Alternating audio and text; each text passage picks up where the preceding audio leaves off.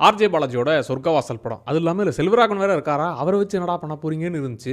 And jail base பண்ண படங்கள் ரொம்ப ரொம்ப கம்மியாக தான் வரும். ஸோ அந்த வகையில் இந்த ஜெயில் ஏரியாவை எப்படி காட்ட போறாங்கன்ற ஒரு ஐடியாவும் இருந்துச்சு. சரி, அந்த மைண்ட் செட்டில் தான் இந்த படத்தை போய் ட்ரை பண்ணுது. இந்த படம் எப்படி இருக்குன்றதை பார்க்கலாம். ஃபர்ஸ்ட் இந்த படத்தோட கதை என்னன்னா, ஆர்ஜே பாலாஜி ஒரு தள்ளுவண்டி மாதிரி கடை நடத்திக்கிட்டு அவங்க அம்மாவை பார்த்துக்கிட்டு அப்படியே சைடில் லவ்வும் பண்ணிக்கிட்டு அவர் வாழ்க்கை அப்படியே ஓடிக்கிட்டு இருக்கு. ஒரு லோன் மட்டும் கிடச்சதுன்னா போகிறோம், நம்ம லைஃப் அப்படியே அடுத்த கட்டத்துக்கு போகுன்ற நம்பிக்கையோடு இருக்கிறா. அப்படி திடுதிப்புன்னு செய்யாத தப்புக்காக ஒரு ஜெயிலுக்கு போக வேண்டிய நிலைமை வருது. இப்போ ஜெயிலுக்குள்ளே போனவர் சார் நான் தப்பே செய்யலை அப்படின்னு நிரூபித்து வெளியே வந்தாரா, இல்லை அங்கே போனதுக்கப்புறம் என்னெல்லாம் ஆச்சு, அங்கே இடம் இவரை மொத்தமாக மாற்றுச்சா, என்னெல்லாம் நடந்துச்சுங்கிறது தான் இந்த படம். இதில் ஆர்ஜே பாலாஜி காமெடி கொடுக்கறது, கவுண்டர் அடிக்கிறது, இந்த விஷயங்கள் எதையுமே பண்ணாமல் அந்த ஏரியாவே கழட்டி தூக்கி போட்டு கேரக்டர் தானே இருக்காரு.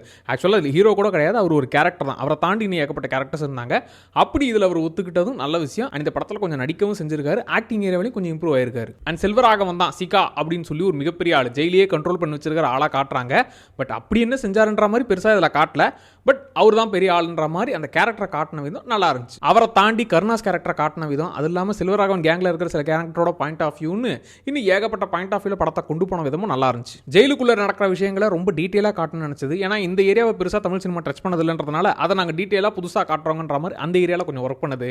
அண்ட் ஜெயிலுக்குள்ளே நடக்கிற ஒரு கலவரத்தை ஸ்டேஜ் பண்ண விதம்னு நிறைய இடங்கள் நல்லா இருந்துச்சு. அண்ட் செகண்ட் ஹாஃபில் மொத்தமாக அந்த கலவரம்னு சொன்னல, அதுக்கப்புறம் ஒருத்தர் அந்த சுச்சுவேஷனை யூஸ் பண்ணிக்கிட்டு என்னெல்லாம் செய்யலான்ற மாதிரி கொண்டு போனது இன்ட்ரெஸ்டிங்காகவே படம் முழுக்க போச்சு. அண்ட் இந்த படம் மூலியமா ஜெயிலுக்குள்ள வரவங்க திருந்தி வெளியே போறாங்களா, இல்ல உள்ள எப்படி தப்பு செய்யலாம்னு கத்துக்கிட்டு வெளியே வந்து இன்னும் ட்ரெயின் ஆகிறாங்களா அப்படிங்கிற விஷயத்தை இவங்க சொல்ல வந்தது. இப்போ நீ தப்பு செய்யல, ஆனா ஜெயிலுக்குள்ள வந்துட்டேன்னு வச்சுக்க மொத்தமா உன் வாழ்க்கையை மாற்றி விட்டுரும் அப்படிங்கிற ஒரு நிலைமை தான் இருக்குன்னு கண்ணு முன்னாடி காட்டின விஷயங்கள்லாம் நல்லா இருக்கு. அண்ட் நட்டி கேரக்டர் வச்சு அவரோட இன்ட்ராகேஷன் மூலியமா தான் மொத்த கதையுமே நமக்கு சொல்லுவாங்க. கிட்டத்தட்ட விருமாண்டி படத்தில் பார்த்துருப்போமே, ஒருத்தர் பாயிண்ட் ஆஃப் வியூ கதை சொல்ல இப்போ நல்லவனா கெட்டவனா அப்படின்ற பாயிண்ட் ஆஃப் வியூ போகுமே ரோஷமான எஃபெக்ட்ல. ஸோ அந்த டைப்ல அந்த கதையை கொண்டு போனது நல்லா இருந்துச்சு. ஆனால் நான் சொன்ன எல்லா விஷயங்களும் ஒர்க் ஆனது செகண்ட் ஹாஃப்ல தான். ஸோ அதை ஃபர்ஸ்ட் ஹாஃப்லேயே கொஞ்சம் வந்திருந்தா இன்னும் கொஞ்சம் நல்லாவே வந்திருக்கும். அண்ட் செல்வா கேரக்டர் அப்படிப்பட்டவர் இப்படிப்பட்டவர்னு சொல்றாங்க, பட் அவர் இன்னும் கொஞ்சம் நிறைய யூஸ் பண்ணிருக்கலாம். அந்த கேரக்டர் கொஞ்சம் இன்னும் பெருசாக காட்டிருக்கலாம்னு ஃபீல் ஆச்சு. சில குட்டி குட்டி விஷயங்களை ஸ்டார்டிங்ல போற போக்கில் சொல்லிட்டு அதை கடைசியாக கனெக்ட் பண்ண விதெல்லாம் நல்லா இருந்துச்சு. ஆனால் அதுக்குள்ளே இவங்க ஏகப்பட்ட கேரக்டர்ஸை காமிச்சிட்டாங்களா, அதில் யாரை ஃபாலோ பண்ணுறதுன்னு தெரியாமல் நம்ம கன்ஃபியூஸ் ஆகி நிற்கிறோம். அதனால இவங்க கடைசியில் சொன்ன விஷயம் பெருசாக சர்ப்ரைஸாக ஃபீல் ஆகாமல்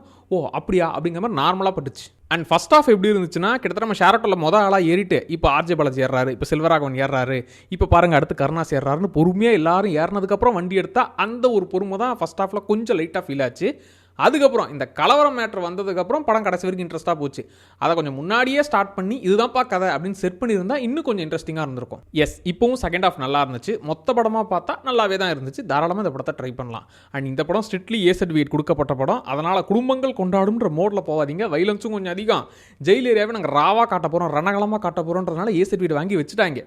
ஸோ அதை மைண்டில் வச்சுக்கிட்டு இந்த படத்தை ட்ரை பண்ணுங்கள். ஓவரால் இந்த படம் எப்படி இருக்குன்னு கேட்டிங்கன்னா ஒரு டீசென்ட்டான படம், தாராளமாக ட்ரை பண்ணலாம். அண்ட் நீங்கள் பார்த்துட்டு எப்படி இருக்குன்னு கமெண்ட்டில் சொல்லுங்கள். அண்ட் இன்னும் சேனலை சப்ஸ்கிரைப் பண்ணா சப்ஸ்கிரைப் பண்ணிக்கோங்க. அடுத்த வீடியோவில் திரும்ப வரேன். Tata by.